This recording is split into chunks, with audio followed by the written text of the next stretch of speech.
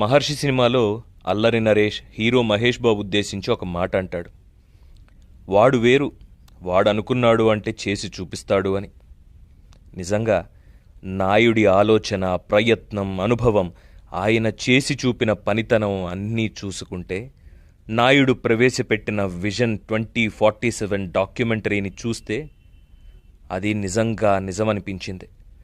నాయుడు అనుకుంటే అవుతుంది అనిపించింది. అసలు ఎక్కడైనా ఆ మనిషికి దిగులు, బాధ, కోపం, ద్వేషం అనేవి ఉన్నాయా? ఇప్పుడు తాను ఉన్న పరిస్థితుల్లో, ఇప్పుడు తన పార్టీ ఉన్న సిచ్యువేషన్లో ఓడిపోయి ప్రతిపక్షంలో ఉన్నాను, ఏ కులాన్ని రెచ్చగొడితే ఓట్లు పడతాయి, ఏ మతానికి మద్దతిస్తే రేపు అధికారంలోకి వస్తాం, ఎలాంటి అర్లలు సృష్టించాలి, ఎలా ప్రభుత్వాన్ని ఇరుకున పెట్టి రాజకీయం చెయ్యాలి, అసలు ఇదంతా కాదు.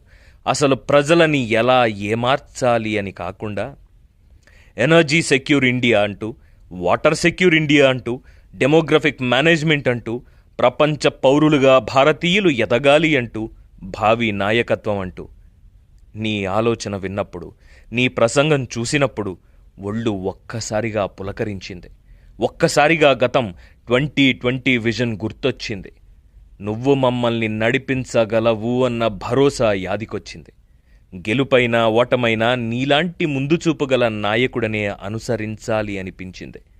కులం పొరలు కప్పుకున్న కళ్ళు తెరుచుకున్నాయి. మతం మత్తులో జోగుతున్న బతుకులు మైకం వదిలి నిజాన్ని గ్రహిస్తున్నాయి. రాజకీయ ప్రయోజనాల కన్నా యువత, భావి దేశం భవిత అంటూ ప్రణాళికలు రచిస్తున్నావు చూడు. రిటైర్ అయ్యే స్టేజిలో ఉన్న ఇదంతా నాకెందుకులే అని వదిలియకుండా భావితరాల భవితపైనే ఆలోచనలు చేస్తున్నావు చూడు. ఇది కదా అసలు నాయకుడంటే, ఇది కదా నాయకత్వ లక్షణమంటే.